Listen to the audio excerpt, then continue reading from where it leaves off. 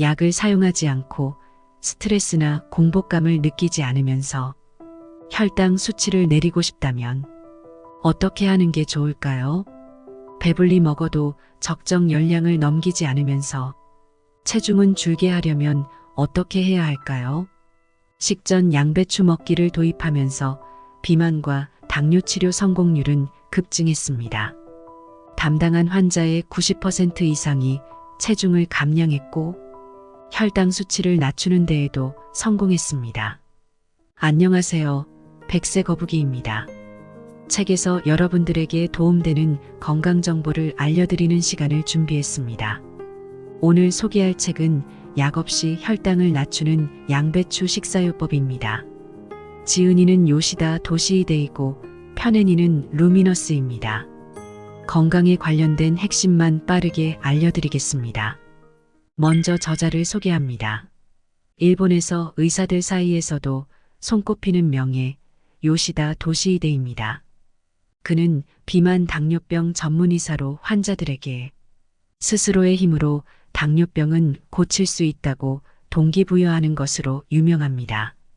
현재 일본 시마바라 병원 비만 당뇨병 센터장과 교토의대 개건교수로 일하고 있습니다. 핵심 내용: 식전 양배추 먹기로 혈당을 낮춘다. 환자들을 진료하면서 계속 생각하고 실제로 직접 여러 가지를 실험해 본 결과 고안해낸 것이 식전에 양배추를 먹는 것입니다. 열량이 낮고 배가 부른 음식이라고 하면 자연스럽게 떠오르는 게 채소입니다. 채소는 각종 비타민과 미네랄은 물론 식이섬유도 풍부해 건강에 매우 이로운 식품이지요.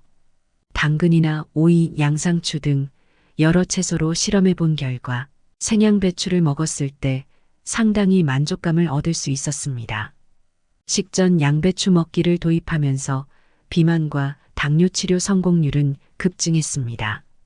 내가 담당한 환자의 90% 이상이 체중을 감량했고 혈당 수치를 낮추는 데에도 성공했습니다.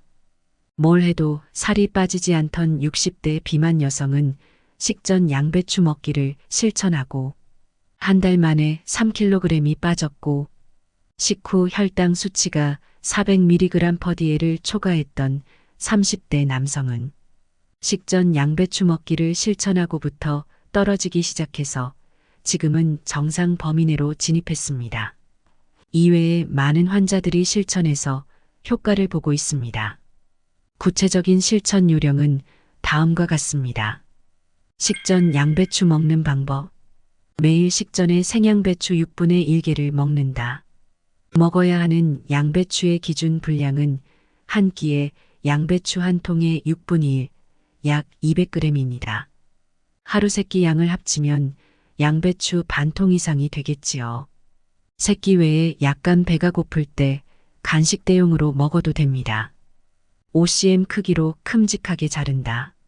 칼을 사용하는 것이 귀찮다면 5cm 기준으로 손으로 찢어도 괜찮습니다. 이 정도가 씹을 때 식감을 느낄 수 있는 가장 좋은 크기이며 삼키기 전까지 천천히 먹는 습관을 들여서 빨리 먹는 것을 방지하는 데에도 효과적입니다. 치아가 좋지 않은 분이나 고령자의 경우 큼직하게 썰면 먹기 힘들다고 느낄 수 있습니다. 그런 경우에는 채 썰기를 해도 상관없지만 천천히 먹는 것에 유의해야 합니다. 10분 동안 잘 씹어 먹는다. 양배추는 날 것 그대로 간을 하지 않고 10분에 걸쳐 천천히 잘 씹어 먹습니다. 이것이 가장 효과적입니다.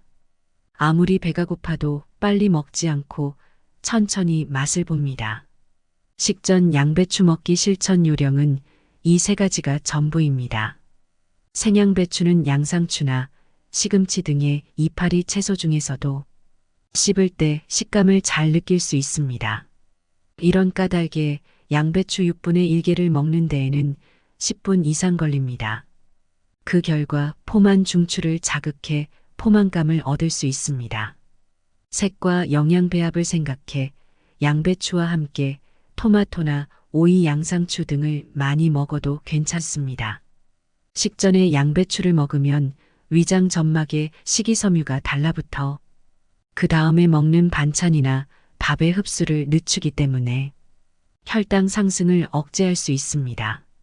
또 비타민C를 대량으로 섭취할 수 있어서 주름 없이 살을 뺄 수도 있습니다. 식전 양배추 먹기는 생양배추를 도시락통에 담아 휴대하기에도 편해서 실천율이 높다는 장점도 있습니다. 먹는 순서를 바꾼다. 아침, 점심, 저녁 3번의 식사는 대부분의 사람이 공복 상태에서 먹기 시작합니다. 공복에 갑자기 밥을 먹으면 소량이라고 해도 혈당이 급상승합니다. 따라서 혈당을 낮추기 위해 습관을 들였으면 하는 것이 먹는 순서입니다. 식전에 생 양배추를 먹었다면 샐러드나 조림 등의 채소 그 다음 고기 생선 콩 등의 단백질 그 다음 밥 그 다음 국 등의 순서로 먹는 것입니다. 식사를 하면 반드시 혈당이 상승하지만 이 순서대로 먹는다면 혈당이 완만하게 오르도록 할 수 있습니다. 공복 시 가장 먼저 생양배추나 채소를 먹으면 식이섬유가 위에 달라붙습니다. 식이섬유에는 당분을 흡착하는 기능이 있어서 몸이 필요로 하는 것 이상의 당분은 식이섬유에 흡착되어 변으로 배설됩니다. 이런 이유로 같은 음식으로 식사를 해도 혈당 상승이 완만해집니다. 식전 양배추 먹기를 3개월 동안 한다. 식사 지도를 실천한 환자의 감량 성공률은 93%입니다. 이 중에는 5kg나 10kg를 감량한 사람이 많습니다. 당연히 혈당 수치도 내려갔습니다. 체중을 감량해 혈당 수치를 낮추려면 금욕적인 생활을 평생 계속해야 한다고 우울해하는 사람이 있을지도 모릅니다. 그러나 식전 양배추 먹기는 고행을 강요하지 않습니다. 현재 체중에서 불과 2에서 3kg만 감량하면 됩니다. 이는 본격적으로 식전 양배추 먹기에 돌입하면 3개월 만에 충분히 달성할 수 있는 숫자입니다. 이 기간만 식전에 양배추를 먹고 식후에 가볍게 움직이면 반드시 결과는 따라옵니다. 기한을 두지 않고 설렁설렁해서는 결과를 기대할 수 없습니다. 의욕의 스위치를 켰다면 그날부터 3개월이라 정해두고 식전에 양배추 먹기에 도전해보세요. 공복 시에는 언제나 양배추와 익힌 채소, 곤약, 무, 당근, 우엉 등을 먹어도 됩니다. 공복 시에 먹을 음식이 있다는 것만으로도 마음이 편해져 감량을 계속할 의지가 생깁니다. 새로운 습관을 들이는 기간 3개월, 실제로 따라해보면 3개월이 아니라 한 달 만에 2에서 3kg 정도 빠지는 사람이 적지 않습니다.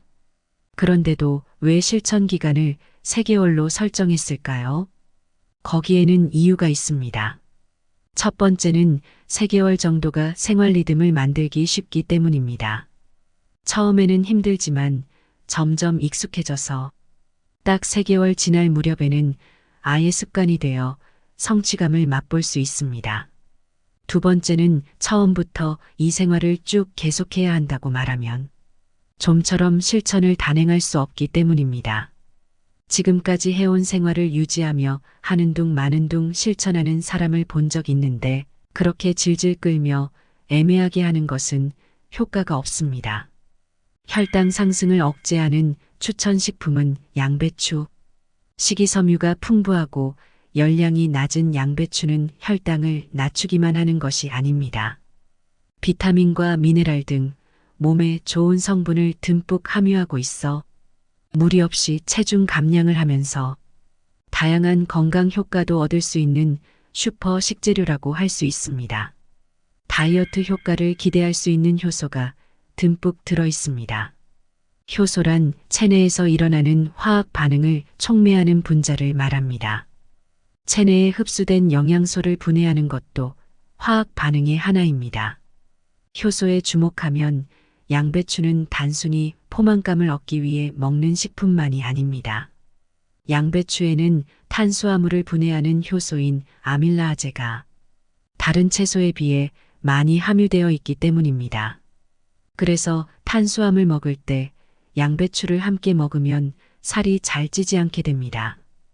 효소가 함유된 식품을 가열하면 효소의 활성이 사라져 탄수화물을 분해하는 작용이 없어지게 됩니다. 찌거나 삶은 양배추가 아니라 생양배추를 권하는 데에는 이런 이유도 있습니다. 장질환과 지방간에도 효과적입니다. 다양한 비타민과 미네랄이 많이 함유되어 있습니다. 먼저 몸이 세포와 세포를 연결하는 단백질인 콜라겐을 만드는데 꼭 필요한 비타민C가 매우 풍부합니다. 큰 양배추 잎을 생으로 몇 장 먹기만 해도 하루에 필요한 비타민C 대부분을 섭취할 수 있다고 알려져 있습니다. 비타민C 충분히 섭취하면 피부를 촉촉하게 유지할 수 있고 피부 탄력이 좋아져 체중을 감량해도 쭈글쭈글해지지 않습니다. 또한 피로 회복과 감기 예방, 면역력 강화, 체내 활성산소 억제 등 많은 건강 효과를 기대할 수 있습니다. 동맥경화나 심장질환 예방에도 도움이 됩니다. 양배추에는 비타민유도 풍부합니다. 안쪽 잎, 특히 심 부분에 많이 포함되어 있습니다. 비타민유는 양배추에서 발견된 영양소로 별명은 캐비진입니다. 위 점막의 신진대사를 활성화하거나 위산 분비를 억제해 위궤양과 십이지장궤양을 예방하고 개선하는 효과가 있습니다. 당뇨병 환자의 경우 스트레스로 혈당이 100에서 200mg/dl 정도 오르는 것은 드문 일이 아닌데 스트레스가 많고 그 스트레스로 위장병이 생긴 당뇨병 환자라면 양배추를 꼭 먹어야 합니다. 아울러간 활동을 활발하게 해서 신진대사를 촉진하므로 간 기능 향상과 지방간 예방에도 도움이 됩니다. 이 밖에 뼈의 형성을 촉진하고 혈관 건강을 유지해주는 비타민 K, 단백질이나 세포를 만들 때 빼놓을 수 없는 엽산, 뼈나 치아를 만드는 칼슘, 혈압을 낮추고 뇌졸중을 예방하며 골밀도를 높여주는 칼륨 등의 비타민과 미네랄도 풍부합니다. 암 예방에도 효과적인 성분이 많이 들어있다. 양배추는 미국 국립암연구소에서 발표한 암 예방에 효과적인 성분을 포함한 식품 목록 가운데 상위 그룹에 속한 식품입니다. 이는 이소티오시아네이트라는 생리활성 물질을 함유하고 있기 때문인데 같은 겨자과인 브로콜리나 순무, 고추냉이 등에도 풍부한 것으로 알려져 있습니다. 이소티오시아네이트는 체내에서 발암물질이 활성화되는 것을 방지하고 암에 걸리기 전 이상세포의 증식을 억제하는 작용을 합니다. 강한 향균작용 및 살충작용 덕분에 위암이나 폐암, 결장암, 식도암 등에 효과적이라고 합니다. 양배추에는 식품을 가열 조리하는 과정에서 발생하는 발암물질의 활성화를 방지하는 효소인 페록시다도 포함되어 있습니다. 뇌를 건강하게 하고 자양강장에 좋다. 양배추는 한방에서 자양강장에 좋다고 알려진 채소입니다. 허약한 몸에 영양을 붙게 하는 영양불량이나 쇠약을 다스리고 특히 장의 기운을 돋우며 오장을 튼튼히 하는데 처방됩니다. 또한 양배추는 비타민 K, 항산화 성분인 안토시아닌을 함유하고 있어 뇌 기능을 향상시키고 치매를 예방해 줍니다. 고령자의 건망 증방지나 노화로 인한 다리와 허리의 약화, 이명에도 효과가 있다고 하니 나이 든 사람일수록 꼭 먹어야 하는 식품입니다. 식사 후 약간의 운동이 효과를 높여준다. 식전 양배추 먹기에 익숙해지면 식후에 살짝 몸을 움직여서 혈당 상승을 막습니다. 몸을 움직이는 것과 움직이지 않는 것은 혈당을 낮추는 효과가 크게 다릅니다. 한 연구 결과에 따르면 식사 후에 운동을 할 경우 공복 혈당은 30mg/dl, 식후 2시간 혈당은 70mg/dl 정도 떨어지는 효과가 있다고 합니다. 혈당을 낮추려면 행동요법, 식이요법, 운동요법 이 세 가지가 중요합니다. 행동요법은 의욕을 다지고 행동을 시작할 것, 식이요법은 식전 양배추 먹기와 익힌 채소, 그리고 하루에 필요한 영양분을 정해진 양만큼 먹을 것. 운동요법은 몸을 움직일 것. 이 중에서 가장 실천하기 힘든 것이 운동요법입니다. 그러나 몸을 움직이는 의미를 알면 적극적으로 집중할 수 있을 것입니다. 식전에 양배추를 먹으면 당분 흡수가 저해되어 혈당이 급상승하지 않게 됩니다. 그러나 30분이면 식이섬유는 장으로 흘러가 그 후에는 섭취한 만큼 흡수됩니다. 여기서 당이 더 흡수되지 않도록 막는 것이 운동입니다. 음식을 섭취하고 30분이 지났을 때 제자리 걸음으로 5분 동안 걷기만 해도 혈당이 올라가는 것을 막을 수 있습니다. 조금 열심히 해서 15분 이상 몸을 움직이면 혈당은 내려갑니다. 운동이라고 해도 숨이 찰 만큼 열심히 할 필요는 없습니다. 몸이 따뜻해질 정도면 충분합니다. 이때는 15분에서 30분 동안 걷는 것이 최고입니다. 하루에 5,000보 정도면 괜찮습니다. 날씨가 좋지 않을 때는 집안에서 제자리 걸음을 하기만 해도 됩니다. 여기에 가벼운 근력 운동을 병행하면 인슐린 감수성까지 좋아져서 혈당 조절이 더 잘 됩니다. 가벼운 근력 운동이란 말 그대로 근육에 가볍게 부하를 거는 운동을 말합니다. 근육은 혈당 조절에 아주 중요한 기관입니다. 근육량이 많을수록 혈당이 잘 조절되기 때문에 혈당 관리를 위해서는 근력 운동이 필수입니다. 우리 몸에서 가장 큰 근육은 허벅지에 있습니다. 따라서 시간 대비 가장 효율적으로 근육량을 늘리고 싶다면 틈틈이 다리 운동을 하는 것이 가장 좋습니다. 추천하는 가벼운 운동은 스쿼트입니다. 책약 없이 혈당 낮추는 양배추 식사요법을 통해 건강과 관련된 핵심 내용을 전달해 드렸습니다. 책 내용의 전체가 아닌 요약된 정보이니 저자의 뜻을 온전히 이해하시려면 책을 꼭 읽어보시는 것을 추천드립니다. 이 영상과 관련된 자신의 경험이 있으시면 댓글로 남겨주세요.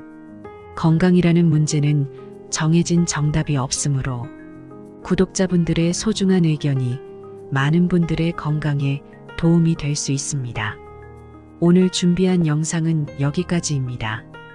구독과 좋아요는 다음 영상을 제작하는 데 큰 힘이 됩니다. 소중한 주변 분들에게 건강 정보를 공유해 주세요. 더 좋은 건강 정보로 다음 영상에서 뵙겠습니다. 시청해 주셔서 감사합니다.